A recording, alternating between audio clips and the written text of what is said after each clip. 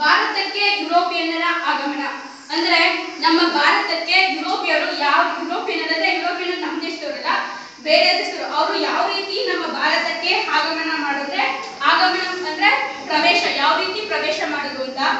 ಭಾರತವು ವಿದೇಶಿ ವ್ಯಾಪಾರದಿಂದ ಪ್ರಾಚೀನ ಕಾಲದಿಂದಲೂ ಅಪಾರ ಲಾಭ ಪಡೆಯುತ್ತಿತ್ತು. ಅಂದ್ರೆ ಹಿಂದಿನ ಕಾಲದಿಂದ ಅಂದ್ರೆ ಆಗಿನ ಕಾಲದಿಂದಲೂ ಸಹ ವ್ಯಾಪಾರದಲ್ಲಿ ಅಪಾರ ಅಂದ್ರೆ ಬಹುತೇಕವಾಗಿ ಒಂದು ಲಾಭವನ್ನ ಪಡೆದಿತ್ತು. ಭೂ ಹಾಗೂ ಜಲಮಾರ್ಗಗಳಿಂದ ಈ ವ್ಯಾಪಾರ ಸಾಗುತ್ತಿತ್ತು. ಅಂದ್ರೆ ವ್ಯಾಪಾರ ಯಾವ ರೀತಿ ಸಾಗುತ್ತಿತ್ತು ಅಂದ್ರೆ ಭೂಮಾರ್ಗ ಮತ್ತೆ ಜಲಮಾರ್ಗ ಅಂದ್ರೆ ಸಮುದ್ರ, ಆ ರೀತಿ ಸಹ ಸಾಗುತ್ತಿತ್ತು. ಭಾರತದ ವಸ್ತುಗಳಾದ ಅಂದ್ರೆ ನಮ್ಮ ದೇಶದ ವಸ್ತುಗಳಾದ ಯಾವ್ಯಾವ ನೋಡಿ, ಫಸ್ಟ್ ತಿಳ್ಕೊಳ್ಳಿ. ರಫ್ತು ಮತ್ತು ಆಮದು ಅಂದ್ರೇನು? ಯಾರು ಹೇಳ್ತೀರಾ? ರಫ್ತು ಅಂದ್ರೇನು, ಆಮದು ಅಂದ್ರೇನು? ರಫ್ತು ಅಂದ್ರೆ ನಮ್ಮ ದೇಶದಿಂದ ಮತ್ತೊಂದು ದೇಶಕ್ಕೆ ಇಲ್ಲಿನ ವಸ್ತುಗಳನ್ನ ಕಳಿಸೋದು. ಅದೇ ರೀತಿ ಆಮದು ಅಂದ್ರೆ ಬೇರೆ ದೇಶದಿಂದ ಮತ್ತೊಂದು ನಮ್ಮ ದೇಶದಲ್ಲಿ ಇಲ್ಲದಿರುವಂತಹ ವಸ್ತುಗಳನ್ನು ನಮ್ಮ ದೇಶಕ್ಕೆ ಆಮದು ಮಾಡುವುದು. ಅದೇ ನೋಡಿ, ಭಾರತದಿಂದ ಅಲ್ಲಿಗೆ ಕಳಿಸುತ್ತಿರುವ ವಸ್ತುಗಳು ಯಾವುವು ಅಂದ್ರೆ ಭಾರತದಿಂದ ರಫ್ತಾಗುತ್ತಿರುವ ವಸ್ತುಗಳು.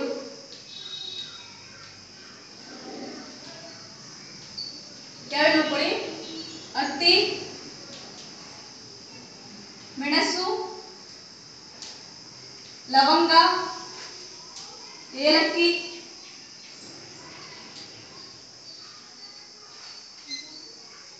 ದಾಲ್ಚಿನ್ನಿ ಮತ್ತು ಸಾಂಬಾರ ಪದಾರ್ಥಗಳು. ಅದೇ ರೀತಿ ಇವೆಲ್ಲ ಒಟ್ಟು ತಿನ್ನುವೆ ಯಾವ ನೋಡಿ, ರೇಷ್ಮೆ. ಇನ್ನೊಂದು ಕೇಳ್ಬೋದು, ನಮ್ಮ ಇದ್ರಲ್ಲೇ ರೇಷ್ಮೆಯ ನಾಡು ಅಂತ ಯಾವ ಕರೆದ್ರು? ಸರಿ. ರೇಷ್ಮೆ, ವಜ್ರ, ಮುತ್ತು ಮತ್ತು ಶ್ರೀಗಂಧ ಇವೆಲ್ಲ ಸಹ ಭಾರತದಿಂದ ರಫ್ತಾಗುತ್ತಿರುವ ವಸ್ತುಗಳು. ಯಾವ್ಯಾವು ಹೇಳಿ? ಹತ್ತಿ, ಮೆಣಸು, ಲವಂಗ, ಏಲಕ್ಕಿ, ದಾಲ್ಚಿನ್ನಿ, ಸಾಂಬಾರ ಪದಾರ್ಥಗಳು, ರೇಷ್ಮೆ, ವಜ್ರ, ಮುತ್ತು, ಶ್ರೀಗಂಧ. ಇವೆಲ್ಲ ವಸ್ತುಗಳು ನಮ್ಮ ಭಾರತದಿಂದ ರಫ್ತಾಗುತ್ತಿರುವ ವಸ್ತುಗಳು. ಈಗ ನಾವೇನಾರ ರಫ್ತು ಮಾಡ್ತೀವಿ ಅಂದ್ರೆ ನಮ್ಮಲ್ಲಿರುವಂತಹ ಎಷ್ಟೋ ವಸ್ತುಗಳು ಅವು ಬೇರೆ ದೇಶದಲ್ಲಿರ್ತವೆ. ಅಲ್ಲಿಂದ ನಮ್ಮ ದೇಶಕ್ಕೆ ಆಮದಾಗುತ್ತಿರುವ ವಸ್ತುಗಳು ಇಲ್ಲ, ಬೇರೆ ದೇಶದಿಂದ ನಮ್ಮ ದೇಶಕ್ಕೆ ಆಮನೆ ನಾವು ತರಿಸ್ಕೊತಾ ಇರುವ ವಸ್ತುಗಳು ಯಾವುವು ಅಂತ ನೋಡಿ. ಆಮದಾಗುತ್ತಿರುವ ವಸ್ತುಗಳು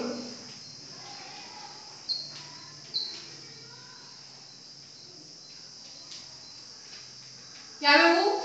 ಕುದುರೆಗಳು, ದ್ರಾಕ್ಷರಸ ಅಂದ್ರೆ ದ್ರಾಕ್ಷಿಯಿಂದ ತಯಾರಿಸ, ಪಾದರಸ, ದ್ರಾಕ್ಷರಸ, ಪಾದರಸ, ಅವಳ. ಇವೆಲ್ಲನೂ ಸಹ ನಾವು ಆಮದಾಗುತ್ತಿರುವ ಪದಾರ್ಥಗಳನ್ನ ಬೇರೆ ದೇಶದಿಂದ ನಮ್ಮ ದೇಶಕ್ಕೆ ತರಿಸ್ಕೊತಿರೋ ವಸ್ತುಗಳು. ಭಾರತದಿಂದ ರಫ್ತಾಗುತ್ತಿರುವ ವಸ್ತುಗಳು ಹತ್ತಿ, ಮೆಣಸು, ಲವಂಗ, ಏಲಕ್ಕಿ, ದಾಲ್ಚಿನ್ನಿ, ಸಾಂಬಾರ ಪದಾರ್ಥಗಳು, ರೇಷ್ಮೆ, ವಜ್ರ, ಮುತ್ತು ಮತ್ತು ಶ್ರೀಗಂಧ. ಅದೇ ರೀತಿ ಆಮದಾಗುತ್ತಿರುವ ವಸ್ತುಗಳು ಯಾವುವು ಅಂದ್ರೆ ಕುದುರೆಗಳು, ದ್ರಾಕ್ಷರಸ, ಪಾದರಸ ಮತ್ತು ಅವಳ. ಇಷ್ಟು ಗೊತ್ತಾಯ್ತು ಯಾವುದನ್ನ ನಾವು ತರಿಸ್ಕೊತೀವಿ, ಯಾವುದನ್ನ ಮತ್ತೆ ಕಳಿಸ್ತೀವಿ ಅಂತ. ಅದೇ ರೀತಿ ಕಾನ್ಸ್ಟಾಂಟಿನೋಪಲ್ ಪಟ್ಟಣ ಅಂದ್ರೆ ಆಗಿನ ಕಾಲದಲ್ಲಿ ಅದೇ ಭೂಮಾರ್ಗ ಮತ್ತು ಜಲಮಾರ್ಗದಿಂದ ಸಾಗುತ್ತಿತ್ತು ನೋಡಿ. ಕಾನ್ಸ್ಟಾಂಟಿನೋಪಲ್ ಪಟ್ಟಣದ ಮೂಲಕ ಭೂಮಾರ್ಗವಾಗಿ ವಿಶೇಷವಾಗಿ ಈ ವ್ಯಾಪಾರ ಸಾಗುತ್ತಿತ್ತು. ಅಂದ್ರೆ ಇಲ್ಲಿಂದ ರಫ್ತಾಗಿರ್ಬೋದು ಸಹ ಆಮದಾಗಿರ್ಬೋದು.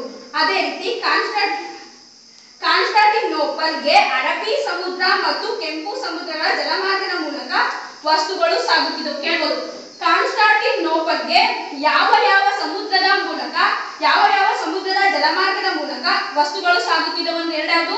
ಅರಬ್ಬಿ ಸಮುದ್ರ ಮತ್ತು ಕೆಂಪು ಸಮುದ್ರ.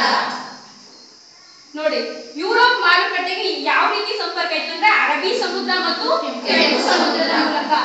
ಅಲ್ಲದೆ ಅಂದ್ರೆ ನಮ್ಮ ಭಾರತ ಪೂರ್ವಕ್ಕಿರುವ ದೇಶಗಳು ಯಾವುವು ಅಂತ ಕ್ವಶನ್ ಕೇಳಬಹುದು. ಚೀನಾ, ಜಾವಾ ಮತ್ತು ಸುಮತ್ರ. ಯಾವ್ಯಾವು? ಚೀನಾ, ಜಾವಾ,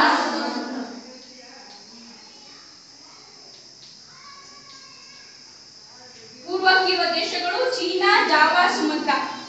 ನೋಡಿ, ಇಷ್ಟೆಲ್ಲ ಗೊತ್ತಾಯ್ತು. ಕಾನ್ಸ್ಟಾಂಟಿನೋಪಲ್ ನಗರದ ಮೂಲಕ ಭೂಮಾರ್ಗವಾಗಿ ವಿಶೇಷವಾಗಿ ಸಾಗುತ್ತಿತ್ತು. ಆಮದಾಗುತ್ತಿರುವ ಪದಾರ್ಥಗಳು ಯಾವುವು? ರಫ್ತಾಗುತ್ತಿರುವ ಪದಾರ್ಥಗಳು ಯಾವುವು, ಆಮದಾಗುತ್ತಿರುವ ಪದಾರ್ಥಗಳು, ಮತ್ತೆ ನಮ್ಮ ಪೂರ್ವಕ್ಕಿರುವ ದೇಶಗಳು ಯಾವುವು ಅಂತ ನೋಡಿ. ಕ್ರಿಸ್ತ ಶಕ 1453ರಲ್ಲಿ ಎಷ್ಟರಲ್ಲಿ?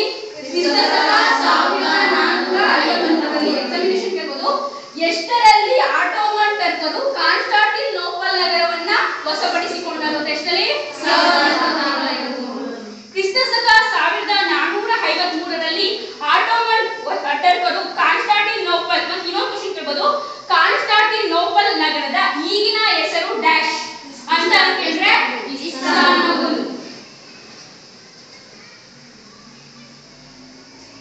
ಇದು ಅಂದ್ರೆ ಈ ನಗರವನ್ನ ಅಂದ್ರೆ ವಶಪಡಿಸಿಕೊಂಡದಕ್ಕೆ ಎರಡು ಮಹತ್ವಪೂರ್ಣ ಘಟನೆಗೆ ಕಾರಣವಾಯಿತು. ಅವು ಎರಡು ಮಹತ್ವಪೂರ್ಣ ಘಟನೆಗಳು ಯಾವುವು ಅಂದ್ರೆ, ಮೊದಲನೇದಾಗಿ ಪೂರ್ವ ಅಂದ್ರೆ ನಮ್ಮ ಅಂದ್ರೆ ಯುರೋಪ್ ಬೇರೆ ದೇಶದ ಬರ್ತಾರೆ ಏನ್ ಮಾಡ್ತಾರೆ ಅಂದ್ರೆ ಪೂರ್ವ ಮತ್ತು ಪಶ್ಚಿಮ ದೇಶಗಳ ನಡುವಿನ ಭೂಮಾರ್ಗ ಏನಿದೆ ಮುಚ್ಚಲ್ಪಟ್ಟಿತ್ತು.